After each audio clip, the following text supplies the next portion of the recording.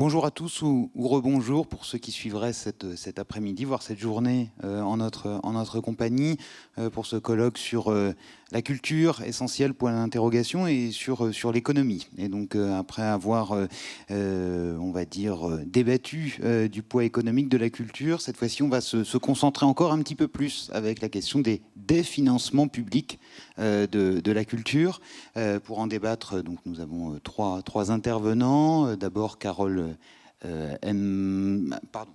Mbazomo, qui est responsable du pôle art des fondations Edmond Rothschild, Laurent Dréano, qui est directeur de la Maison de la Culture d'Amiens, et Bruno Péquignot, qui est sociologue, professeur émérite de l'université Sorbonne Nouvelle Paris 3.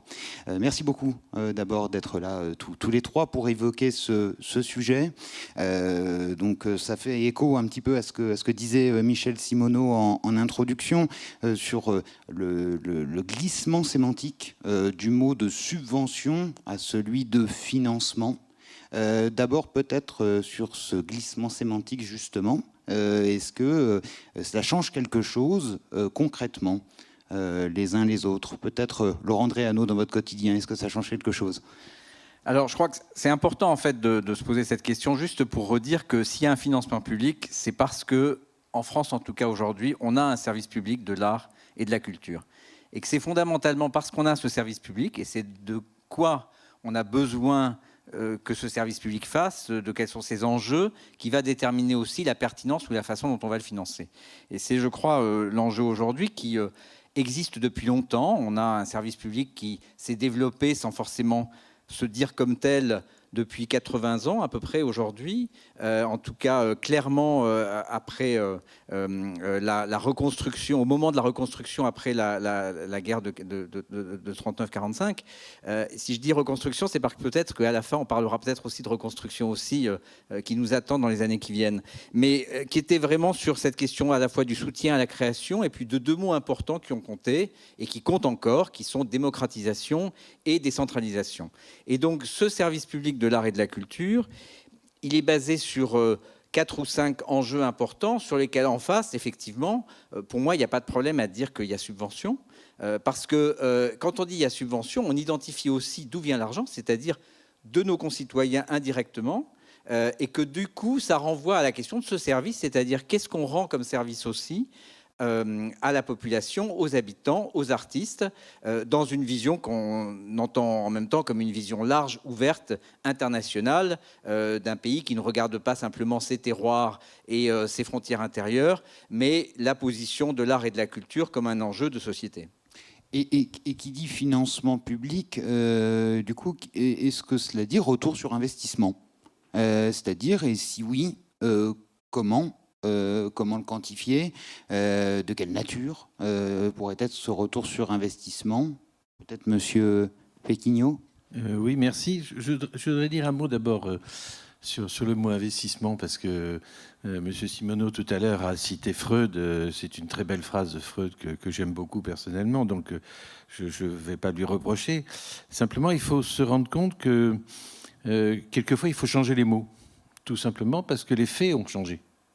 Et que si on ne pense pas avec de nouveaux mots, de nouveaux faits, qui soient d'ailleurs survenus normalement dans la vie sociale ou simplement du fait de l'évolution de la théorie. Après tout, Freud, il est passé d'une topique où il y avait l'inconscient, le préconscient, etc., à une topique où il y avait le moi, le surmoi et le ça. Donc il a changé les mots. Et ça ne veut pas dire pour autant qu'il ait cédé sur quoi que ce soit. Donc il faut aussi faire attention au fait que quand on change les mots, quelquefois, c'est que les faits ont changé. Et je pense qu'il y a un fait qui a changé fondamentalement. Ça a été dit tout à l'heure dans la table ronde précédente, que j'ai écouté avec beaucoup d'attention et beaucoup d'intérêt. C'est que, de fait, il y a quelque chose qui a changé dans la société, c'est qu'on est, et dans le monde culturel en particulier, c'est qu'on est passé d'un déni de l'économie à une reconnaissance de la part économique. Pendant très longtemps, quand on parlait d'argent dans le milieu culturel, moi vous avez dit que je suis émérite. Ça fait 5 ans qu'on m'a mis à la porte pour raison d'âge, mais j'ai quand même enseigné pendant 38 ans, et en particulier la sociologie de la culture. Je me souviens des premières années où j'enseignais la sociologie des arts et de la culture.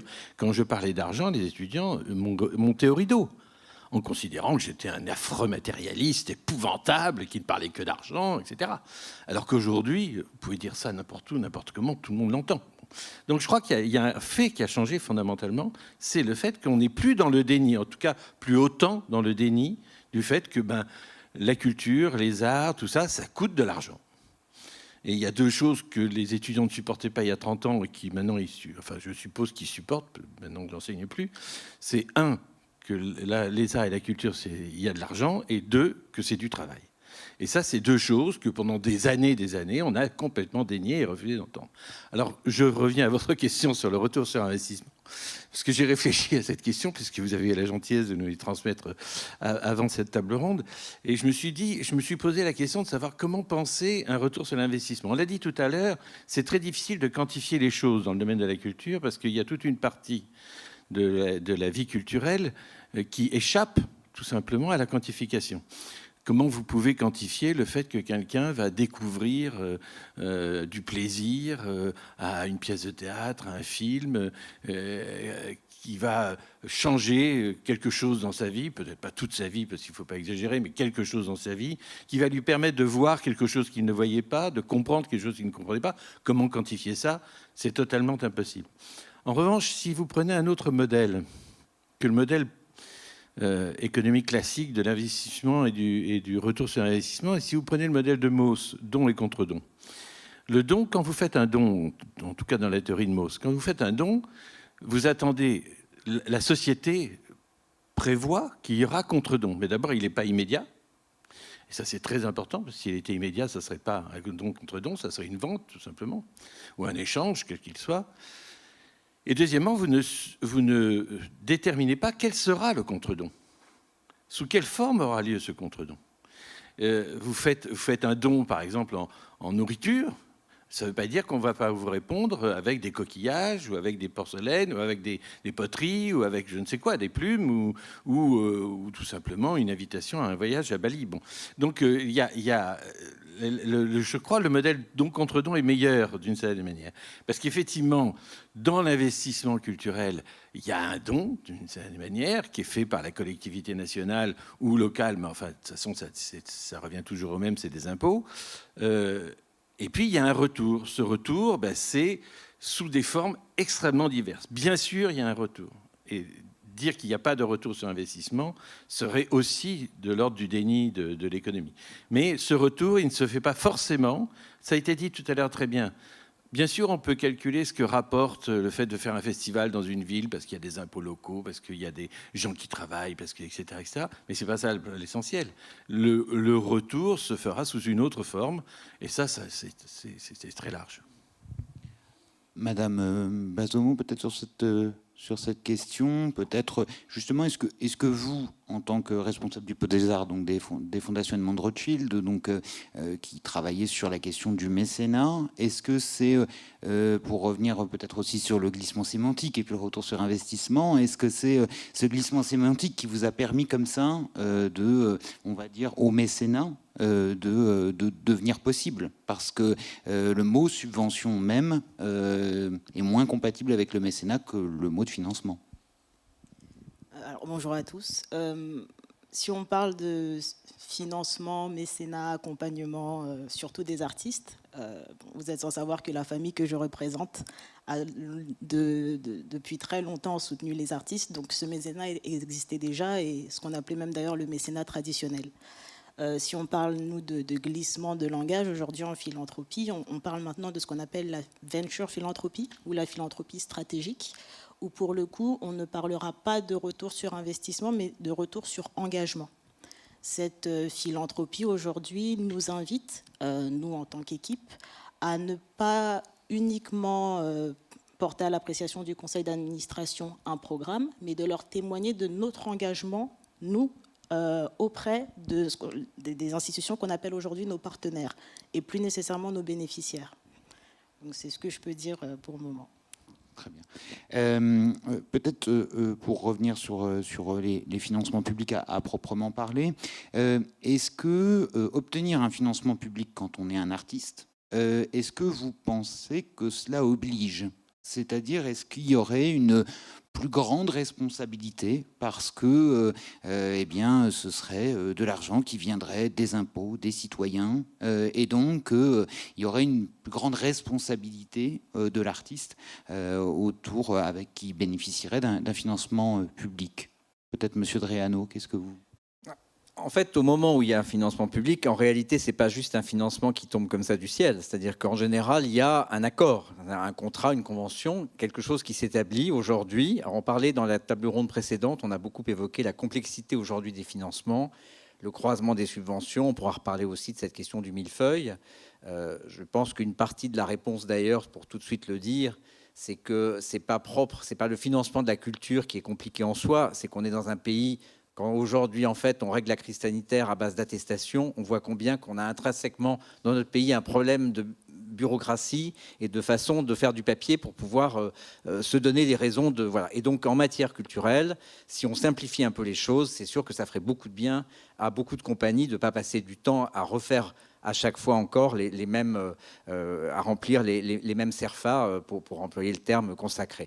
Bon, mais l'administration, en même temps, on est consciente, elle essaye de simplifier, mais c'est difficile, etc. Bon, et pour revenir à la question au départ, c'est-à-dire qu'au moment où il y a un financement, il y a un accord, et donc ça peut être un financement sur un projet, ça peut être un financement sur une action culturelle, sur une action sur laquelle l'artiste va proposer un projet qui va par exemple aller vers un territoire ou va donner l'occasion, dans un accord où l'artiste avec un lieu culturel et un partenaire public va proposer une action dans un hôpital, par exemple. Je vois Romaric Dorier dans la salle. À Amiens, de la même façon, on a monté des projets culture-santé. Ce qui est assez formidable, c'est que du coup, on arrive à obtenir des financements qui nous permettent d'entrer en dialogue avec des gens avec qui on ne parlerait pas forcément. Et pourtant, il s'agit bien de deux services publics qui ont beaucoup de choses à se raconter aujourd'hui sur la question du soin aux malades et parfois aussi sur la question de l'approche non seulement des patients, mais aussi des soignants. Et ce rapport à la culture est important. On le voit particulièrement aujourd'hui. Donc, il y a un retour forcément dans la façon dont l'artiste va accepter librement de s'engager sur un projet. Et de la même façon, il y a aujourd'hui des conventionnements. Alors, on parle essentiellement ici du spectacle vivant, parce qu'il y a des secteurs de la culture qui ont des modes de financement un peu différents et où la part du financement public va être moins importante que la part du marché. Dès lors qu'on est déjà dans le secteur des musiques actuelles, on va être dans un autre registre. Si on va sur les industries culturelles davantage, on va être dans d'autres logiques. Mais en tout cas, dans le secteur, disons, du spectacle vivant subventionné et de la création artistique subventionnée, dans laquelle il faut inclure aussi les arts visuels, il y a ce rapport qui s'établit et donc il y a un échange qui se produit et qui, je crois, est sain. Alors peut-être qu'il faut juste ajouter que quand on parle de service public de l'art et de la culture, c'est pas simplement d'un côté des partenaires financiers qui vont verser des subventions, je prends le terme, ou des partenaires privés qui vont apporter des financements complémentaires sur des objets qui sont leur propre façon d'intervenir, avec en face d'une part des artistes, des compagnies, et puis des opérateurs, des acteurs culturels, qui sont des lieux, qui ont en particulier cette capacité à intervenir sur un réseau large, sur des outils que je crois qu'on peut dire clairement qu'on nous envie en France d'avoir, c'est-à-dire effectivement ce réseau, ce maillage de la décentralisation culturelle qui fait que non seulement dans une capitale comme Paris, mais partout en France, on pourra parler aussi du déséquilibre, mais enfin malgré tout ça existe.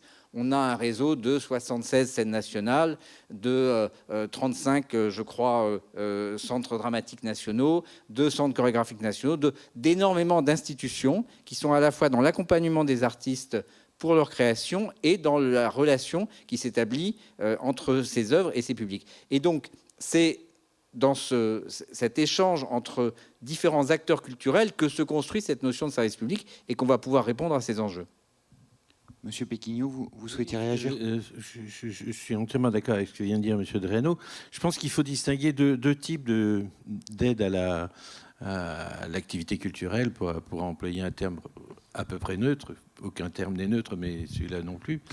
Parce que quand un artiste ou un organisateur d'événements, un médiateur culturel, etc., cherche des subventions en général, et pas une subvention, parce qu'il faut croiser, on l'a dit. Je suis pas sûr d'ailleurs qu'il faille tellement simplifier les choses, parce qu'il y a la crainte, c'est qu'il n'y ait qu'un seul guichet, ça a été dit tout à l'heure, et donc il faut aussi se méfier du fait que quand on rate quelque part, on peut se rattraper ailleurs. C'est quand même une chance hein, dans le domaine-là, et c'est vrai, moi j'ai été chercheur, dans la recherche c'est la même chose, quelquefois on n'obtient pas un financement d'un tel, on obtient un autre financement qui nous permet de faire la recherche. Mais dans le fond, le chercheur et l'artiste ont ceci de commun, c'est que s'il cherche une subvention, c'est pas pour le plaisir d'avoir une subvention, d'autant plus que le plaisir de faire un dossier de subvention est assez faible, pour ne pas dire... bon. Oui, c'est même négatif. Bon. Donc, en revanche, si on demande de l'argent, c'est parce qu'on a un projet, enfin, ou l'idée de faire quelque chose, faire une découverte, de faire une recherche, de monter un spectacle, de faire un film, de faire une pièce de théâtre, d'écrire un roman, etc., etc. Et dans le fond, je crois que la question de la responsabilité est mal posée à ce moment-là. Tout simplement parce que quand quelqu'un de la culture, quand un acteur de la culture s'engage à faire quelque chose, on peut supposer qu'il va tenir son engagement. Bien entendu, il y a des escrocs, mais il y a des escrocs dans tous les domaines, pas plus dans la culture qu'ailleurs. Bon. Puis il y a un autre domaine qui est plus compliqué, c'est quand la subvention ou l'aide financière n'est pas liée à un projet précis. Je pense par exemple aux aides qui sont faites pour écrire, par exemple, un roman, ou pour écrire un scénario, ou pour monter une pièce de théâtre, etc., etc. Et qui sont, pour lesquels il est difficile de demander une espèce de garantie sur le résultat. Bon, je sais bien que dans l'industrie, il y a l'obligation de résultat, mais peut-être que quand on est dans le domaine de la production intellectuelle, parce que je pense que pour les chercheurs, c'est la même chose, quand on est dans le domaine de la production culturelle, il ne peut pas y avoir d'obligation de résultat. Et à ce moment-là, la responsabilité de l'artiste ou du chercheur, elle se pose dans un sens totalement différent. Il s'engage à travailler, il ne s'engage pas à réussir. Et parce que on ne réussit pas toujours. Hein, on a vu récemment, à propos des vaccins, qu'il y a des équipes qui ont échoué dans leur recherche. Et pourtant, je suis convaincu qu'ils ont énormément travaillé et qu'ils ont mis tout leur talent, tout leur génie, toute leur intelligence, tout leur savoir au service de cette recherche. Donc, je pense que la question de la responsabilité, je ne la poserai pas en termes de responsabilité. Je la poserai plus en termes d'engagement que en termes de responsabilité. Madame Bamoso, peut-être, est-ce que vous aussi, pour vous aussi, il n'y a pas d'obligation de résultat à la fin? Il y a une obligation de faire, mais pas forcément de résultat quand vous soutenez, vous accompagnez une structure, un artiste, ou est-ce que c'est un petit peu différent? C'est un petit peu différent. Ça dépend vraiment des objectifs que nous avons lorsque nous prenons la décision d'accompagner un artiste ou un acteur culturel, à savoir, premièrement, on co-crée. Ça, je pense que c'est une différence. Ça veut dire qu'on ne fonctionne pas du tout par appel à candidature, on fonctionne par rencontre et on décide de créer ensemble. Donc, c'est vrai qu'au niveau de, comment dirais-je, le côté paperasse n'existe pas au fondationnement de Rothschild. Par contre, ça demande de s'asseoir, de visiter le terrain, de comprendre quels sont les objectifs de notre partenaire, de lui expliquer également quelle est notre stratégie, et en fonction de cela, de penser la plus belle initiative qui aura ou non un impact. Donc ça, c'est vraiment lorsqu'on a une dimension programme ou projet bien cadré dans un territoire donné. Maintenant, il s'avère qu'en parallèle, parce qu'on décide de favoriser l'insertion professionnelle des jeunes artistes, on peut se retrouver à créer un prix ou une bourse.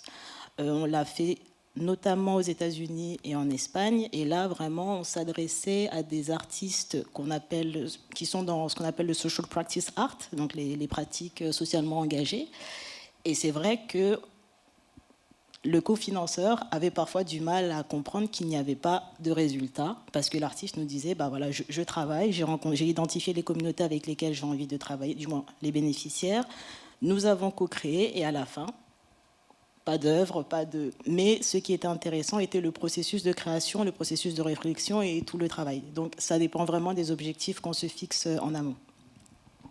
Peut-être pour revenir sur la question du millefeuille de subventions et de la potentielle simplification, parce que, voilà, comme il a été dit tout à l'heure par quelqu'un du public, c'est très très chronophage pour certains artistes et ils sont là pour créer, pas pour remplir des CERFA. Peut-être on l'a un tout petit peu évoqué tout à l'heure, mais je crois que c'est une question qui est centrale. Est-ce qu'il y a toujours, elle va être un peu provocatrice, mais la compétence pour délivrer ces subventions. Alors je parle moins du ministère que peut-être un échelon un tout petit peu plus... Aurélie Filippetti parlait tout à l'heure des adjoints qui mettent leur nez dans des pièces de théâtre. Est-ce qu'à chaque fois il y a la compétence suffisante finalement pour décider un petit peu de la vie ou de mort d'un projet artistique? Peut-être Laurent Andréano. Oui, alors peut-être il faut juste rappeler quelque chose avant. On a un dispositif législatif en France qui a fait l'objet de discussions importantes. Il y a deux lois, je pourrais les citer parce qu'elles sont importantes par rapport au paysage qu'on a aujourd'hui. C'est la loi NOTRe qui date qui a été promulguée en août 2015, et puis la loi Liberté de création, architecture et patrimoine, qui a été promulguée en juillet 2016. Pourquoi je les cite? Parce que la loi NOTRe, elle organise en fait la répartition des financements, pas seulement pour la culture, mais entre les différents niveaux de partenariat public de l'État aux différents niveaux de collectivité territoriale. Et donc, elle introduit la notion de compétences partagées pour la culture. À l'époque, il y a eu un débat pour savoir si cette compétence devait être obligatoire ou facultative. On a tranché un peu par une sorte de milieu en considérant que c'était une compétence partagée. Le fait de l'avoir rendue obligatoire aurait voulu qu'elle soit en même temps partagée malgré tout. Mais en tout cas, aujourd'hui, c'est ce qui permet aux collectivités territoriales d'intervenir et quand elles mettent de l'argent dans l'agriculture, de ne pas se faire dans la position où un électeur pourrait dire pourquoi est-ce que vous avez financé tel projet et aller devant le Conseil d'État ou le tribunal administratif pour dire il n'y a pas de raison. Donc c'est très important et ça contribue effectivement au millefeuille de subventions. Mais comme ça avait été évoqué tout à l'heure dans la table ronde précédente, l'écosystème de la culture, pour ne pas dire l'économie de la culture, est une énorme richesse. Et avant, je crois, de parler de complexité, il faut parler de richesse. Mais c'est comme la nature tout entière, c'est-à-dire que l'écosystème est quelque chose de complexe. Et le financement de la culture n'y échappe pas. Et moi, je préfère un système qui soit complexe dans la nature des financements, peut-être simplifié dans les questions qui sont posées dans le cadre du document à remplir, mais qui permettent d'établir ce partenariat, cet accord sur un projet ou sur l'idée qu'on peut recevoir de l'argent pour de la recherche qui ne va pas être immédiatement productive, ou sur une façon de travailler sur le long terme, et qui permettent de travailler aussi bien dans des partenariats avec l'État via les DRAC et via le réseau effectivement important qu'on a, mais aussi avec des régions ou avec des métropoles ou avec des villes, et qui permettent, comme vous le disiez tout à l'heure, effectivement de garantir que quand on perd un financement, on en a un autre qui vient, et que finalement l'une des richesses de ce pays, c'est justement une sorte d'accord fondamental, mais qui est quelque chose d'inscrit dans la société française, que l'ensemble des collectivités publiques vont financer la culture. Et c'est à cet endroit-là qu'il y a une complexité, parce qu'au fond, pour moi, la difficulté, ça va plutôt être de savoir comment est-ce qu'on peut permettre à un système de s'améliorer, mais de perdurer, et pas de risquer que ce système se délite pour différentes raisons, qui peuvent être une perte d'appétence par rapport à la question du projet culturel national, et on l'a vu dans les dernières élections nationales. On n'en parlait pas beaucoup et on vient de le voir encore, on le vit actuellement aujourd'hui. C'est une question, on pourra y revenir. Je pense que c'est une question pour les mois et les années qui viennent. Mais aussi le libéralisme économique international qui fait que malgré tout, l'un des enjeux du financement de la culture demain, c'est de savoir si on sera toujours capable à un niveau national d'avoir un financement public pour la culture face aux énormes machines qui font que le financement via Internet, via les cultures numériques, via les GAFA, font que si on contrôle encore une partie du contenu, c'est-à-dire de l'offre, de la création artistique, on contrôle de moins en moins une partie des des moyens, des médias qui permettent que cette création rencontre des habitants. Et heureusement qu'on a encore des outils qui permettent de le faire, comme un théâtre comme celui-ci, le Théâtre 14, et qui nous permettent sur le territoire national d'exister, de faire cette rencontre. Mais malgré tout, c'est une des questions qui va se poser dans les années qui viennent. Est-ce qu'une partie de la population ne recevra ça que par des opérateurs dont on n'aura plus du tout de contrôle, parce qu'on n'aura pas de contrôle du financement, parce que ce sont des opérateurs qui ont une dimension internationale, etc. Pour vous, finalement, c'est une garantie d'indépendance, finalement aussi, d'avoir ce financement public, c'est-à-dire par rapport aux GAFA, ou GAFAM, ça dépend. Mais c'est ça, en fait.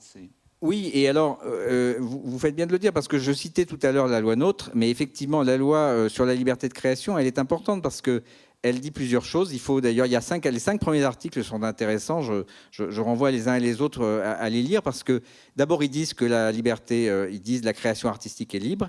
Et puis ensuite, dans le deuxième article, on dit la liberté de programmation aussi est une valeur de la République. Et ensuite, on décrit ce qu'est une politique culturelle partagée par l'ensemble des collectivités publiques. Donc, il y a d'ailleurs tous les items de pourquoi est-ce qu'on doit financer la culture, pourquoi il y a un service public de la culture en France. Donc, c'est très bien expliqué. Ça a le mérite d'être dans une loi. Et ça permet de dire qu'au fond, dans cet exercice, on garantit à la fois l'indépendance des artistes, on garantit l'indépendance du programmateur qui lui-même est dans un rapport conventionnel en général avec les partenaires publics. C'est-à-dire que ce qui va faire l'indépendance et la richesse de la créativité, c'est cet écosystème. Ce n'est pas simplement qu'à un moment donné, il y aura une sorte d'académisme. Et comme Aurélie Filippetti, je me souviens quand elle était ministre, elle disait « ce n'est pas moi qui vais donner les signes de ce qui est bon ou de ce qui est mauvais ». Ça n'est pas le rôle du ministère de la Culture. Le rôle du ministère de la Culture, c'est d'organiser cette capacité à ce qu'il y ait une indépendance de la création artistique qui rencontre des financements et qui ne soit pas dans un rapport utilitariste entre l'un et l'autre. Et ça se fait aussi justement avec le maillage qui fait que la liberté du programmateur va être que pendant plusieurs années, le directeur d'une scène nationale ou l'artiste qui est à la tête d'un centre dramatique va faire des choix de programmation qui vont permettre à des artistes de progresser et par ailleurs que telle ou telle compagnie va pouvoir faire des propositions et va progresser. On oublie souvent que dans ce service public, il y a évidemment ce que j'ai évoqué, l'accompagnement de la création, la relation aux habitants, à un territoire, le fait qu'on diffuse, qu'on se travaille sur cette question d'action artistique, d'action culturelle, d'aller vers, d'accès à la culture, cette question fondamentale de la démocratie culturelle, mais il y a aussi l'engagement professionnel. Et le service public, c'est aussi à partir de cet engagement professionnel qu'il prend son sens, c'est-à-dire le dialogue qui s'établit en permanence, et ça, je le dis parce que c'est quelque chose qu'on n'a pas forcément en tête quand on décrit le système culturel en France, c'est ce dialogue constant qu'ont des programmateurs, des producteurs, des artistes sur le parcours professionnel et je dirais aussi sur l'emploi. Et aujourd'hui, c'est quelque chose de fondamental parce que on est sur une matière vivante, c'est-à-dire qu'on ne définit pas un code académique de l'art officiel, de ce qui est bon et ce qui n'est pas bon. Peut-être que dans 40 ans, 50 ans, on sera capable de dire tiens, le début des années 2000, ça a été plutôt cette tendance, mais on le vit en permanence en tant que programmateur. Les artistes sont comme des sortes d'éponges, permettez-moi l'expression, mais qui, en tout cas, sentent les influences du monde dans lequel on vit et nous le renvoient en inventant de nouveaux langages. Et donc, c'est cette capacité qu'on a à ce que la diversité et la richesse des instruments qu'on a mis en place, dans lesquels le financement est un outil, mais non pas une cause première, un outil au service de cette création et un outil au service de cette rencontre de la création avec les œuvres qui permet cette indépendance et qui permet qu'on va continuer à produire et, je l'espère, à faire que la culture reste au centre d'un projet de société. Peut-être, monsieur... Oui, sur le millefeuille, bien sûr, en France, on a tendance à créer de nouvelles institutions sans jamais supprimer celles qui devraient être censées remplacer. Et c'est un exemple que je donne toujours. En France, on a 64 millions d'habitants et 36 000 communes. En Allemagne, il y a 80 millions d'habitants et 8 000 communes. Où est l'erreur ? Bon. Donc, il faut peut-être réfléchir de temps en temps. Cela dit, je suis aussi très méfiant quand je dis ça, parce qu'à force de vouloir... simplifié, comme on disait, on a supprimé des milliers de lits d'hôpitaux, dont des milliers de lits de réanimation qui nous manquent aujourd'hui. Et tout ça parce qu'on voulait simplifier le système. Et en fait, on faisait des économies, il faut être clair. Bon, des économies de bout de chandelle, d'ailleurs, parce qu'on a économisé très peu d'argent par cette politique, ces 20 ans de politique sanitaire imbécile, et que ça coûte des milliards aujourd'hui en conséquence. Mais bon, peu importe. C'est sur l'autre partie de votre question que je voudrais intervenir, puisque je suis d'accord avec ce qu'a dit M. Dreano, mais il n'a pas répondu à votre dernière partie de question, c'est sur qui décide. C'est sur le choix des commissions. Parce qu'en France, et je crois que c'est une bonne chose, on a l'habitude d'avoir des commissions qui vont examiner les projets. Alors ces commissions sont plus ou moins permanentes. Il y a le Comité national de la recherche scientifique, il y a le Comité national des universités, il y a des commissions d'architecture pour décider du choix de l'architecte à qui on confiera tel ou tel grand projet. Et on sait qu'il y a toujours des débats. La Bastille, l'opéra de la Bastille ou Beaubourg, mais peu importe. C'est très important de savoir comment on compose ces commissions. Et c'est un débat permanent. Il se trouve que juste avant de venir, j'ai consulté mes mails, comme beaucoup de gens, et qu'il y avait un débat. On apprend que le ministre veut changer la composition de la Commission nationale de la recherche, qui est 2 tiers d'élus, 1 tiers de nommés, et pour faire moitié-moitié. C'est un choix politique. Si on décide qu'il n'y a que des gens de la profession, le risque, c'est l'académisme. L'Académie des Beaux-Arts, pendant 2 siècles à peu près, 2 siècles et demi, a décidé quelles étaient les œuvres d'art, quelles étaient les œuvres de peinture ou de sculpture qui étaient achetées par l'État. Et du coup, ceux qui étaient refusés, d'ailleurs il y a eu un salon des refusés au XIXe siècle, ceux qui étaient refusés, ils n'avaient pas de recours. Bon. Et dans cette académie, qui, comme toutes les académies, se coopte, hein, c'est un vote interne qui fait qu'on nomme les nouveaux membres. Et je crois qu'il n'y a qu'un seul cas d'un membre de l'Académie française qui a été exclu par l'État, c'est Philippe Pétain, mais je crois que c'est le seul cas. Donc il y a un danger, comme disait Godard, des professionnels de la profession qui font de la pluie et le beau temps et qui finalement restent entre eux dans un espèce d'entre-soi dangereux. Cela dit, pour être honnête, je crois qu'il n'y a pas de bonne solution. Mais il y a des solutions plus ou moins équilibrées. Et des solutions dans lesquelles il y a un mixte de membres. Alors ça dépend bien sûr du domaine dans lequel on est. On ne va pas demander à des sociologues de juger de la pertinence d'un projet en physique nucléaire. Ça serait totalement stupide et ça n'aurait pas d'intérêt. Ils feraient de la figuration et même pas. Mais en revanche, on peut imaginer que dans une commission sur le théâtre, par exemple, qui décide d'une subvention pour une pièce de théâtre ou pour un film, il y ait des représentants de la profession. C'est normal qu'ils soient présents, des représentants du financeur. C'est normal que le financeur ait un œil sur la dépense qu'on va faire. Et puis peut-être d'autres types de représentations, ce qui est le cas d'ailleurs actuellement. Bon, il y a des représentants d'organisations diverses et variées, syndicales, politiques, etc., etc. Donc je pense que la question, elle est très compliquée, mais je pense qu'il faut trouver un équilibre entre les différents membres de ce type de commission, si on ne veut pas tomber soit dans l'académisme, soit pire, dans l'art d'État, quoi.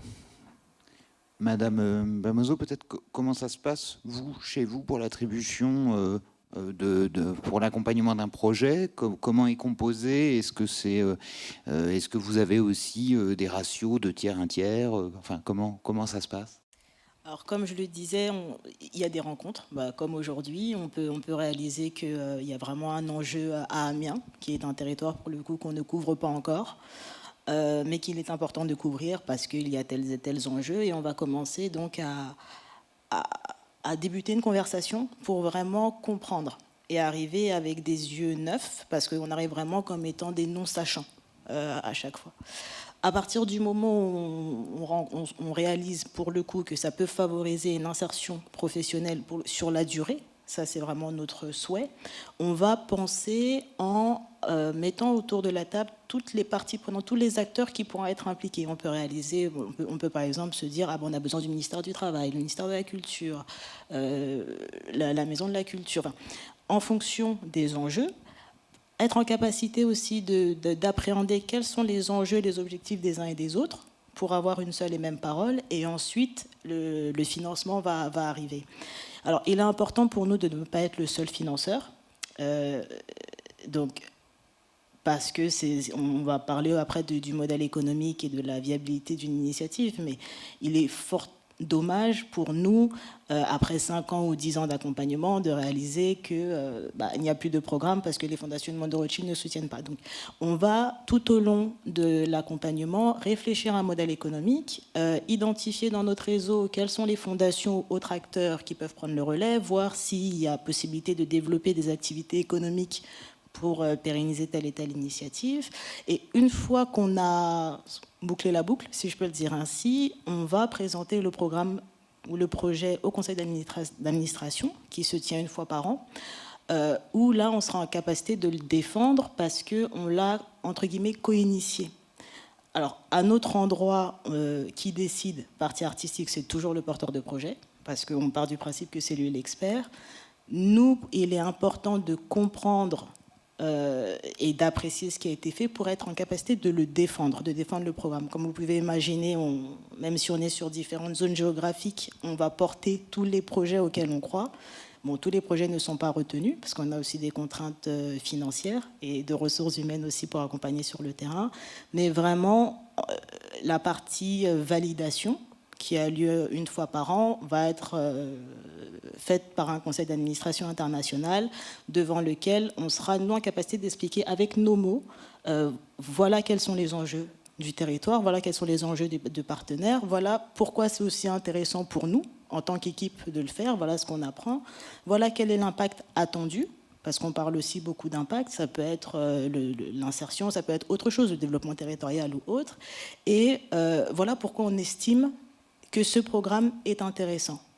Et généralement, quand on va accompagner sur plusieurs années. On est quand même sur une moyenne de 4 à 5 ans, minimum. Il y a un programme qu'on a soutenu pendant 10 ans. Donc, on part comme ça, on noue des partenariats qui s'installent sur la durée. Donc, on va s'investir beaucoup plus. Mais partie artistique est toujours laissée à l'acteur culturel pour la décision finale. Peut-être pour continuer sur ces questions des financements publics, c'est vrai que l'actualité en ce moment est un peu chargée en la matière. Il y a eu là récemment à Lyon la baisse de subventions qui a été décidée pour l'Opéra de Lyon et qui était pas une baisse de subventions parce qu'on avait besoin, on va dire, de boucler le budget municipal, mais plutôt pour le réallouer à autre chose, avec l'idée que l'opéra était quelque chose d'élitiste, qui était pas réserve. Et c'est vrai qu'on a vu aussi à Grenoble, c'est un peu ce qui s'est passé avec la baisse de subventions pour les musiciens du Louvre, pour la MC de Grenoble, et avec la volonté, d'ailleurs, l'adjoint à la culture, on ne s'appelle plus l'adjoint à la culture, mais l'adjointe aux cultures, et donc la volonté, là aussi, de redéployer une partie de ce budget des institutions vers d'autres on va dire, projet. Est-ce que vous voyez aussi, parce qu'on a beaucoup parlé de l'aval, on a parlé des artistes, peut-être la relation avec, on va dire, l'apporteur de subventions pour l'institution, est-ce qu'elle est un moyen, peut-être parfois, quand on joue là-dessus, quand on joue sur le niveau des subventions, de remettre un tout petit peu la main. Vous parliez d'indépendance tout à l'heure, Laurent Dréano, mais est-ce que ce ne serait pas le moyen de remettre la main un tout petit peu sur ces acteurs culturels qui, ils seraient peut-être un petit peu trop indépendants, et puis nous, on a quand même, en tant que municipalité, par exemple, une politique culturelle qu'on veut mener. Qu'est-ce que... Il y a d'abord une règle en France, c'est qu'il y a la libre administration des collectivités territoriales, c'est un principe constitutionnel fondamental, et tant mieux puisque ces majorités municipales, elles ont été élues par des habitants, par des concitoyens. Donc évidemment, ça peut se cristalliser à un tel moment sur la volonté d'une collectivité de déplacer le curseur, de réfléchir à la façon de faire. Je dirais, en la matière, la première chose, c'est évidemment, il y a des des obligations de dialogue, de respect, de compréhension de la durée, c'est-à-dire qu'il y a parfois des collectivités qui ont voulu changer complètement leur type de financement et puis qui se sont heureusement aperçues qu'elles ne pouvaient pas le faire du jour au lendemain parce que ça remettait en cause des projets, de l'emploi, de l'activité. Voilà. Mais c'est quand même là que le financement partagé il est important parce que dans cette logique qu'on a en France, d'abord il y a un besoin d'État énorme. Et le syndicat des entreprises artistiques et culturelles du secteur public, du spectacle vivant, il travaille depuis toujours. C'est intéressant parce qu'on a un syndicat professionnel qui réunit des employeurs, mais ça peut être aussi bien des lieux que des équipes artistiques, qui ont en commun de recevoir de la subvention publique et d'être employeurs à un moment donné.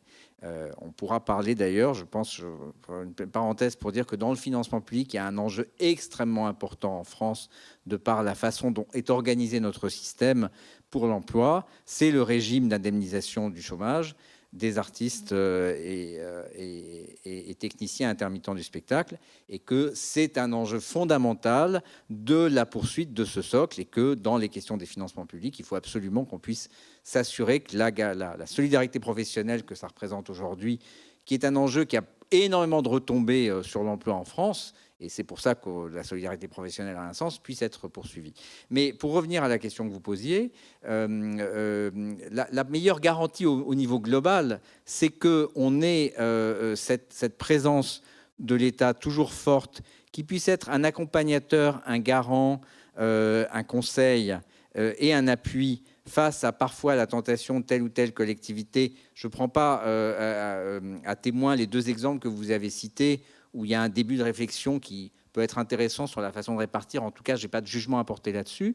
Mais on a vu parfois des collectivités qui, pour des raisons bien moins nobles, décidaient du jour au lendemain de couper telle ou telle subvention parce que la programmation du centre culturel ne leur plaisait plus. Et souvent, c'est des choses qu'on voit moins parce que c'est des établissements qui sont en régime municipal et où le rapport est plus étroit entre le maire et la collectivité. Et aujourd'hui, la difficulté qu'on pourrait avoir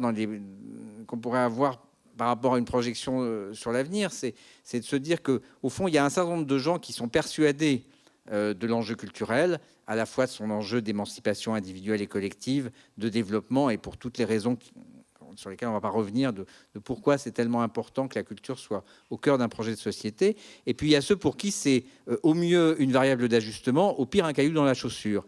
Et qu'on discute, qu'on ne soit pas d'accord, qu'on soit dans un mouvement où on va dire demain vous êtes des salauds parce que vous m'avez baissé ma subvention et comment est-ce que je peux compenser ou pas, ça c'est normal, c'est le processus démocratique à l'intérieur de l'écosystème, mais l'enjeu véritable, je dirais, au-delà, au niveau macroéconomique et au niveau macroculturel, c'est de savoir si ça va rester possible demain parce que les collectivités territoriales auront encore les moyens de leurs ambitions ou parce qu'elles vont être obligées de réduire considérablement leurs moyens parce que la crise venant, l'État ne sera pas derrière aussi pour les aider à passer le cap. Peut-être justement sur ce point, sur la baisse de subventions, on va dire, publiques et sur le niveau de baisse de subventions publiques, est-ce que le mécénat, pour le coup, que vous représentez plutôt, est-ce qu'il peut être une solution et jusqu'où il peut aller, par exemple? Là, c'est vrai qu'on se demande toujours, pour le mécène, quelle est la motivation à dépenser comme ça de l'argent certains disent ah oui mais c'est une tentation d'investisseurs privés ou de fondations pour le coup de se substituer à l'État et à la puissance publique. Qu'est-ce que comment vous voyez? Est-ce que vous voyez justement comme quelqu'un qui se substitue ou plutôt comme quelqu'un qui est en complément? Je crois savoir que c'est plutôt le complément, vu ce que vous avez développé tout à l'heure. Oui, c'est un complément, et puis on n'aurait pas du tout la force de frappe d'un État, et ça, ce n'est même pas envisageable, pour le coup. Alors, en complément, parce que on a la chance, en tant que fondation familiale, de pouvoir tester des initiatives qui n'auraient jamais existé sinon. Ça, c'est une grande chance de le faire. Et puis, lorsque ça fonctionne, penser après à un changement d'échelle qu'on pourrait présenter ou pas au ministère de la Culture pour que ce soit développé à plus grande échelle, notamment à l'échelle nationale. Donc, en complément, pour tester, pour essayer, pour faire des choses un peu plus petites aussi, beaucoup plus discrètes, mais surtout pas... Et on n'est pas du tout en compétition, on est plus pour favoriser le partenariat public-privé. Parce que on estime que c'est comme ça que les choses vont demeurer, on estime que ça permet à tout le monde de s'enrichir les uns les autres. Pour travailler à l'étranger, les modèles sont totalement différents. Donc on essaye aussi d'exporter ce qu'on appelle cette philanthropie à la française à l'extérieur, en regardant ce qui est bien ici pour l'emmener en Espagne, pour l'emmener en Israël, pour l'emmener même en Côte d'Ivoire ou au Cameroun, en disant on a la chance de pouvoir y penser, on a la chance de pouvoir penser à des financements complémentaires. Ces financements complémentaires ne sont pas nécessairement des ressources financières lorsqu'il s'agit de l'État, mais le fait déjà d'avoir des institutions qui fonctionnent avec des ressources humaines, c'est assez. Parce que s'il faut arriver pour commencer à envisager comment payer les salaires, on rentre déjà dans d'autres considérations et parfois le projet n'a pas lieu. Donc je dirais vraiment en complément et pas, on ne se substitue pas et c'est pas la vocation. De votre côté, peut-être Laurent Dréano, comment vous percevez le mécénat? Est-ce que vous le percevez comme aujourd'hui un remède, on va dire ça comme ça, pour boucler ou pour, j'allais dire boucler le budget, mais plutôt on est plutôt sur de l'investissement et de l'aide à la création pour faire plus. Comment est-ce que vous le voyez et jusqu'où et surtout est-ce qu'il y a une limite à ce mécénat? C'est-à-dire jusqu'où tout cela doit aller? Est-ce qu'il y a, on a beaucoup parlé de curseur cet après-midi, mais est-ce qu'il y a un curseur à mettre? Alors, si on parlait de curseur, on pourrait dire qu'il y a encore de la marge de manœuvre, hein, parce que malgré tout, le financement privé du secteur public de l'art et de la culture, il est faible. En tout état de cause, en plus, sur les grandes masses, le mécénat va pas partout et de la même façon. Moi, ce que je vois d'abord, je pense que c'est pas un remède, c'est-à-dire qu'effectivement, aujourd'hui, la subvention publique, elle est là justement pour garantir l'indépendance. Et le recours au mécénat, c'est quelque chose que moi je prends comme une richesse, mais qui est, comme le reste, une question de liberté consentie entre un opérateur ou un artiste et un mécène, et qui d'abord, en fait, je dirais même avant de parler de combien, de combien va être le chèque, c'est d'établir en fait cette relation. Parce qu'on est quand même dans un monde qui reste très cloisonné, où malgré tout, moi, il se trouve, quand on a lancé le projet de Lille 2004, capitale européenne de la culture, on s'est dit, là, on a l'occasion quand même de faire appel à beaucoup de mécènes, beaucoup d'entreprises. Mais les 2 premières années, on a passé notre temps à expliquer à des entreprises privées ce que c'était que le monde culturel, et y compris aussi à expliquer à un certain nombre d'artistes et de compagnies que le dialogue qu'on pouvait établir avec des entreprises qui avaient d'autres logiques n'était pas quelque chose d'impossible, mais qu'au contraire, on devait ouvrir cette capacité d'échanger et de comprendre que les enjeux ne sont pas les mêmes. Alors aujourd'hui, ça ne va pas être un remède au sens où je ne crois pas que la réponse elle soit aujourd'hui de dire parce qu'il n'y a plus d'argent dans le public, on va le trouver plus facilement dans le privé, parce qu'en réalité, l'argent dans le privé, il va dépendre aussi de la capacité. Moi, j'ai un ensemble de partenaires à Amiens qui font partie d'un club d'entreprise. Et il y en a un certain nombre qui me disent c'est compliqué parce que cette année, on n'a fait aucune rentrée financière. Donc, on se demande si on va poursuivre. Je ne peux pas leur reprocher de me dire ça. Et en même temps, ça va être mon rôle de continuer à les convaincre pour leur dire participer à un projet qui est un projet plus large que simplement l'idée qu'il y a des gens qui viennent dans un théâtre, mais qui a un rayonnement sur la ville. Alors, c'est là que les questions d'attractivité économique, de travailler collectivement pour un territoire, elles se posent. Mais il n'y a pas, pour moi, de problème. Au contraire, je trouve que c'est normal que des acteurs qui interviennent sur un territoire, dans non seulement son attractivité, mais aussi sa vitalité, sa relation aux habitants, qui peut porter aussi sur des questions d'entraide, permettent qu'il y ait du financement croisé qui se fasse. Et donc c'est plutôt à ce titre-là, je trouve que le mécénat est une bonne chose. Et je crois que de toute façon, ce n'est pas dans des proportions où on peut accuser l'un ou l'autre de faire bien ou de mal faire.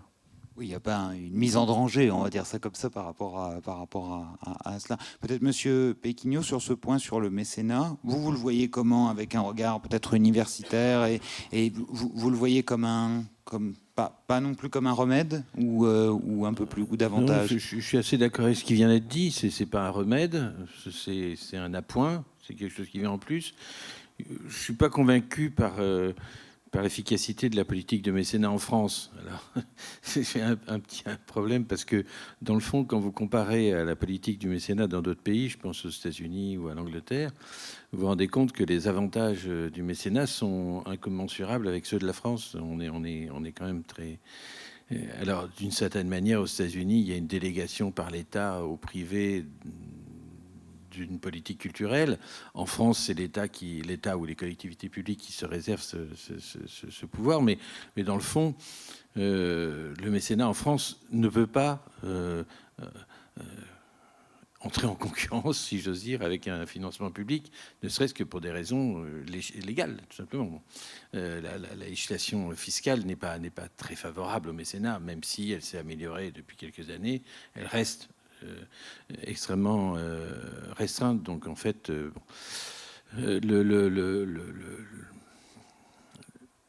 problème, c'est que je voudrais rebondir sur la première partie de votre question, parce que quand une municipalité décide d'arrêter ou de diviser une subvention, c'est toujours un problème, bien évidemment. Bon, alors, M. Drano l'a très bien dit, il y a des projets qui dépassent le temps d'une municipalité, ou en tout cas le temps entre le départ du projet et l'élection suivante. Bon, ce qui pose toujours un problème, c'est qu'on ne va pas décider que les programmations d'un opéra, on sait combien de temps il faut pour monter un opéra, combien d'années à l'avance il faut réserver les chanteurs, les musiciens, etc., etc. Bien évidemment, ça dépasse le temps entre deux élections. Donc, s'il y a une baisse de subventions, il y a des risques, y compris financiers, de dédit avec tout ce que ça comporte, et puis surtout de transformation de la capacité culturelle de la ville en question. Il se trouve que j'ai été conseiller scientifique de la région Rhône-Alpes, et que à la dernière élection des régionales, le nouveau président a décidé une politique scientifique complètement différente de la précédente. Il y a, dans le domaine qui est le mien, une vingtaine d'équipes de recherche qui ont purement et simplement disparu. Bon. Donc on peut se poser la question, est-ce que c'est bien, est-ce que c'est mal? Ça, j'en sais rien, je ne vais pas porter de jugement. La question, c'est que, et c'est toujours le problème des élections et de la délégation de pouvoir, je ne sais pas, parce que je ne suis pas lyonnais, je ne sais pas si l'équipe municipale qui a remporté les élections à Lyon avait dit dans son programme qu'ils allaient diviser ou limiter les subventions à l'opéra. J'en sais rien. Et peut-être d'ailleurs que s'ils l'avaient dit, ils auraient eu encore plus de voix qu'ils n'en ont eu. J'en sais rien. Personne n'en sait rien. Bah oui, on peut pas l'éliminer. L'argument élitiste est quand même un argument particulièrement scandaleux, je trouve. Je ne sais pas s'ils ont dit ça, vous avez employé le terme. Je ne sais pas si c'est leur explication, j'en sais rien, j'ai pas lu de choses là-dessus, mais s'ils employaient cet argument, il est particulièrement scandaleux, parce que on sait bien, il n'y a pas une seule pratique culturelle qui ait un public majoritaire. Il n'y a pas un seul domaine de la vie culturelle dans lequel il y a plus de 50% de gens qui sont consommateurs. Ça n'existe pas. Même le rock, même le rap, ça n'existe pas. Et il y a très peu de catégories sociales qui ont une pratique culturelle où ils sont majoritaires. C'est peanuts dans les statistiques. Donc dire tout est élitiste dans la culture. Alors on peut décider qu'on est contre l'élitisme, mais à ce moment-là, on supprime toutes les subventions à la culture, il faut être clair. Parce que toutes les pratiques culturelles sont élitistes. Elles sont toutes minoritaires, toutes. Donc il ne faut jamais oublier ça. Et je crois que c'est important de le dire. Alors l'opéra apparaît particulièrement, mais ce n'est pas vrai. Il y a d'autres pratiques qui sont financées et qui ne sont pas plus élitistes que l'opéra. Et donc je trouve que c'est quand même un peu discutable. Mais je ne sais pas, encore une fois, c'est vous qui avez utilisé le mot élitiste, je ne sais pas si, je n'attaque pas la municipalité de Lyon que je ne connais pas, mais je ne sais pas s'ils ont utilisé l'argument, mais s'ils l'ont fait, c'est assez scandaleux. crois que oui, c'était un peu dans cette philosophie-là, en tout cas. Il me semble. Vous savez ce que j'en pense. Peut-être pour filer justement encore cette question de la diversification des financements, on a une question du public, des spectateurs qui nous suivent. Elle nous dit, historiquement, les financements ont toujours été liés à des instances administratives publiques. Pensez-vous que de nouveaux types de financement, comme le crowdfunding, peuvent être une opportunité pour la culture, c'est-à-dire un financement participatif? C'est vrai que dans certains lieux, là, on voit commencer à émerger des programmations participatives aussi, où on associe comme ça les spectateurs à la réalisation, enfin à l'élaboration de la programmation. Est-ce que le financement participatif peut être une bonne solution? Je ne sais pas qui veut se lancer pour répondre à cette question d'un spectateur. Un mot, Monsieur Dreano en parlera plus savamment que moi, mais j'irai encore une fois, c'est un complément. Ça ne remplace rien. Je veux dire, le crowdfunding, soit c'est des petits projets, et à ce moment-là, effectivement, on arrive à les financer. J'en connais un certain nombre qui sont intéressants, où des gens ont pu faire un disque, monter un truc, etc. Mais ça ne peut pas être autre chose que complémentaire. Même si c'est une source intéressante de financement, c'est une forme de mécénat, d'une certaine manière, mais c'est un mécénat comme le mécénat d'entreprise qui ne sera jamais que complémentaire par rapport au financement public. Enfin, Moi, je dirais simplement qu'il y a une question de répartition des moyens, c'est-à-dire que ça ne me choque pas du tout qu'on fasse appel au financement participatif dans le secteur culturel. Ça me choque que, par exemple, des grosses institutions bien subventionnées fassent appel à du crowdfunding, pour employer un terme anglais, mais enfin bon, parce que c'est comme ça qu'elles vont le présenter, et du coup piquent l'occasion pour des lieux qui sont plus petits, qui n'ont pas les mêmes financements, de le faire de la même façon, parce qu'on ne peut pas aller sur tous les secteurs. Et donc, malgré tout, quand on est bien financé par des subventions publiques, peut-être qu'on peut laisser à des gens qui le sont moins la capacité de faire appel à ces financements complémentaires ou à de la philanthropie, hein, parce qu'on a d'ailleurs constaté depuis le début de la crise sanitaire qu'énormément de personnes n'ont pas voulu demander le remboursement de leurs billets, mais ont décidé de faire don aux lieux culturels de l'argent comme ça qu'ils avaient versé, mais pour des spectacles qu'ils n'ont pas vus. Et je trouve que c'est assez beau, mais au-delà de l'argent, ce que ça symbolise fondamentalement, c'est un rapport avec des publics, un rapport de confiance. Je crois que cette question de confiance, hein, Romaric Dorier parlait de cette question de confiance et au fond de pacte, hein, c'est quelque chose qui irrigue tout le secteur culturel aujourd'hui, et il faut qu'on continue à la bâtir de cette façon-là, de la même façon que la confiance qui peut s'établir entre des collectivités territoriales et l'État. Je vois par exemple en Hauts-de-France la façon dont l'État et la région ont travaillé pour définir un cadre où ils simplifient aussi la façon dont ils peuvent intervenir vis-à-vis des équipes artistiques, et c'est une bonne chose. Madame Bazomo, peut-être sur cette question du financement participatif, est-ce que vous, comment vous le voyez en tant que mécène, on va dire plus institutionnel, on va dire ça comme ça, cette éruption du financement participatif, peut-être sur, comme le disait Monsieur Dreano, c'est-à-dire sur peut-être plutôt des projets émergents. C'est ce qu'on voit d'ailleurs sur les plateformes, hein. On voit peu, on va dire, je ne sais pas, des grands théâtres nationaux se mettre à faire du financement participatif pour payer les salaires. On est plutôt sur voilà, de l'émergence, des petites compagnies, notamment pour le Festival Off d'Avignon. C'est vrai que j'avais trouvé il y a 2 ans qu'il y avait beaucoup de projets comme ça, parce qu'on sait que pour les compagnies, ça coûte cher. Il y en a certaines qui boivent un peu la tasse, y compris personnellement, quand elles y vont. Voilà, ça c'était une petite parenthèse. Mais pour revenir sur cette question, comment vous le voyez, le financement participatif? Je suis entièrement d'accord avec ce qui vient d'être dit, et j'ajouterai un point qui a été mentionné lors de la table ronde précédente, à savoir, tout le monde ne sait pas le faire. Le monsieur qui était à votre place tout à l'heure parlait du fait pour les artistes de devoir réussir à se vendre sur les réseaux sociaux, à être de bons marketeurs. Et au final, quelle est la place dédiée? Tout le monde n'a pas cette capacité. Donc, pour aller beaucoup plus loin, c'est aussi pouvoir donner les moyens aux acteurs culturels qui souhaitent le faire, de pouvoir se former aussi pour avoir accès à ces financements participatifs, parce qu'on sait pertinemment que ça demande un véritable savoir-faire. Oui, donc c'est pas forcément accessible à tous. C'est un peu cette question-là.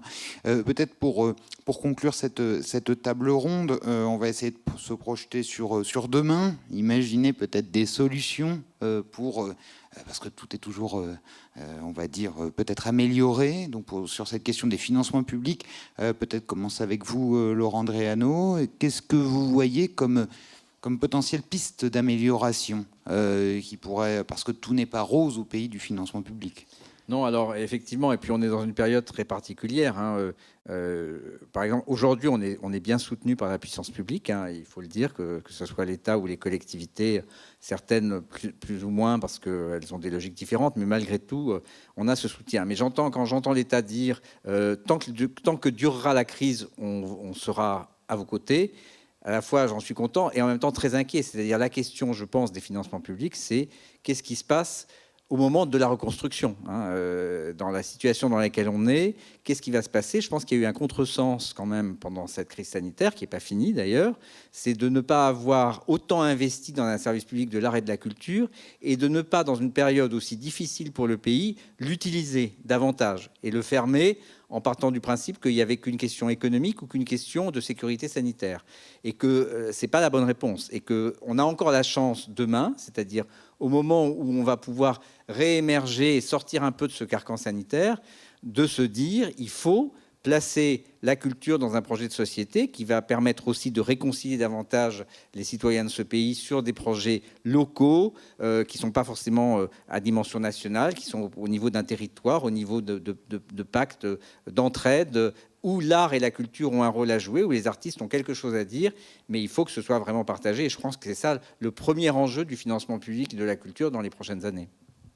Peut-être aussi remettre ça au cœur du discours politique, parce qu'on voit bien que depuis des années, maintenant, une élection se gagne rarement sur la culture. Donc, je ne sais pas ce que vous en pensez, Bruno Bacchigno. Elle ne se gagne plus sur la culture, ça c'est sûr. Elle se gagne sur d'autres choses. C'est compliqué, puis ce n'est pas notre débat. Moi, je dirais qu'il y a deux dangers dans la reconstruction, enfin dans l'après-crise, si un jour il y a un après-crise, parce qu'après tout ça peut durer 10 ans, avec des variants qui vont se multiplier, ça peut durer très longtemps, et combien de temps on tiendra comme ça, on n'en sait rien. Mais je ne veux pas saper le moral des troupes, mais c'est quand même... Non, déjà suffisamment... Oui, c'est pas terrible, donc je vais essayer d'être plus positif. Non, il y aura deux enjeux. À mon avis, il y aura un premier enjeu, c'est de sauver ce qui est sauvable.